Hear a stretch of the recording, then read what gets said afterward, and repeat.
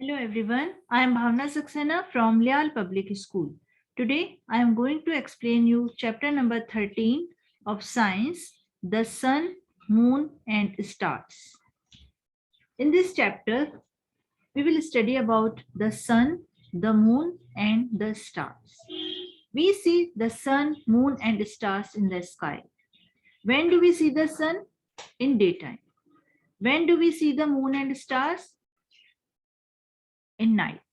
We see the sun shining in the sky during day. हम sun को shine होते हुए कब देखते हैं? During daytime.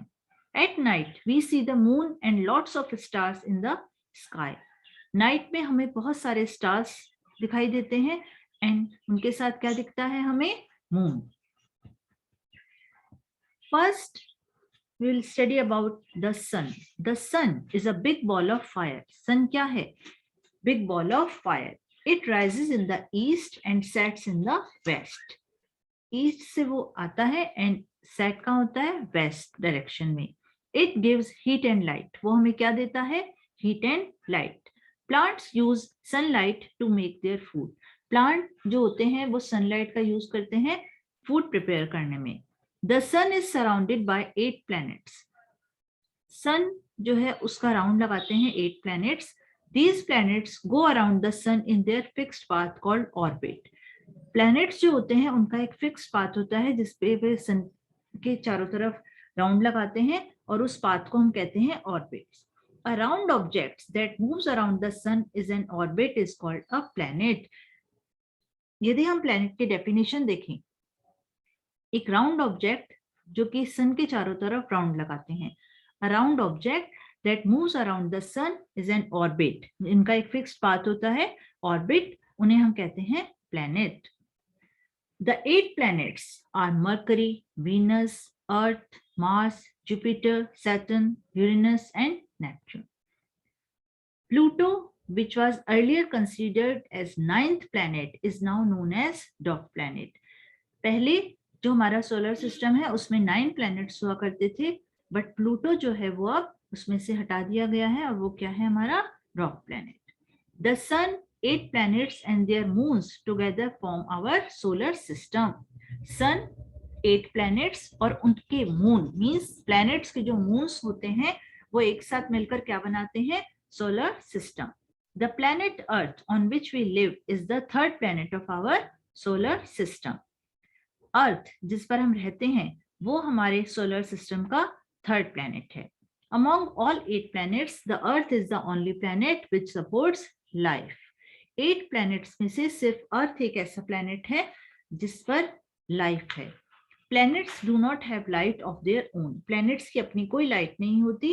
They reflect the sunlight that falls on them. This makes them glow.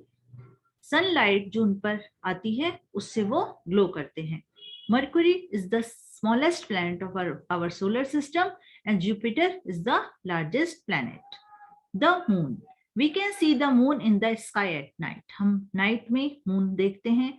At times it is also visible in the day. कभी-कभी हमें वो दिन में भी दिखाई देता है. The moon is a natural satellite of the earth. Only moon है जो कि earth का natural satellite है. A satellite is an object that goes around a planet. What is satellite? A satellite is an object that goes around a planet. जो planet के चारों तरफ round लगाते हैं उन्हें हम कहते हैं satellite. The moon goes around the earth. Earth के चारों तरफ जो है वो moon round लगाता है. It takes around 28 days to complete one revolution around the earth. वो कितना time लेता है एक round में? 28 days. Like the earth, other planets too have natural satellites or moon. Earth की तरह ही जो अदर प्लैनेट्स हैं उनके भी अपने नेचुरल सैटेलाइट्स हैं या हम ये कह सकते हैं उनके भी अपने मून्स हैं. The moon is the earth's closest neighbour in the sky. Earth का जो स्काई में क्लोजेस्ट नेबर है वो है moon. It does not have its own light. जिसकी अपनी कोई लाइट नहीं है. It glows because sunlight falls on it. वो ग्लो करता है क्योंकि उस पर सनलाइट जो है वो आती है. There is no life on the moon because there is no air and water. Moon पर कोई लाइफ नहीं है क्योंकि वहां एयर एंड वाटर नहीं है. Pictures of the moon show that it has mountains and huge holes.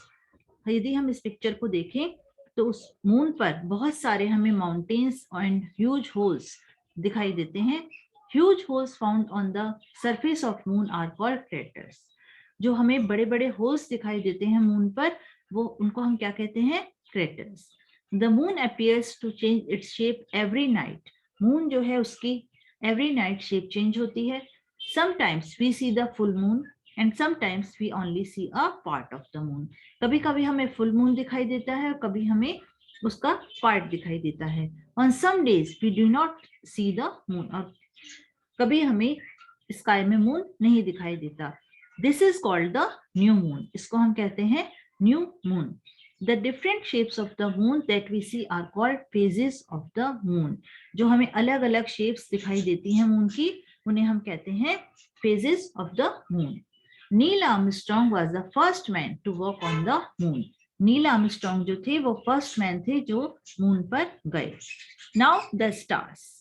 On a clear night we can see many stars in the sky. Stars are huge ball of fire. Stars क्या हैं? Huge ball of fire.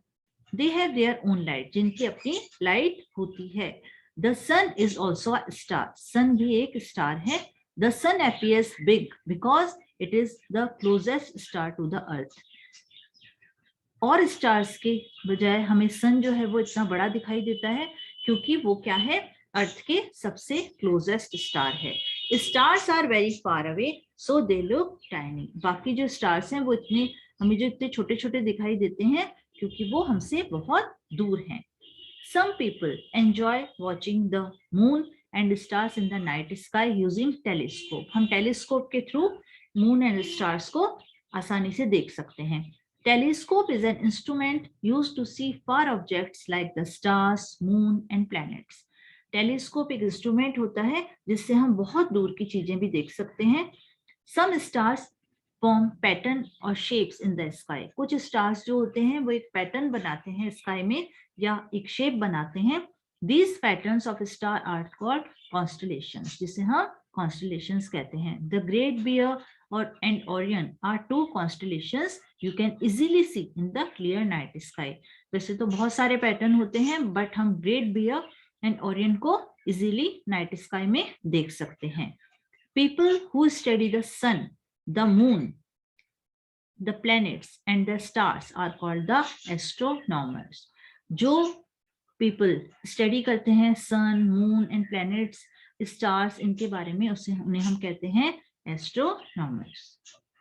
So students, I hope you understood this chapter number 13 of science.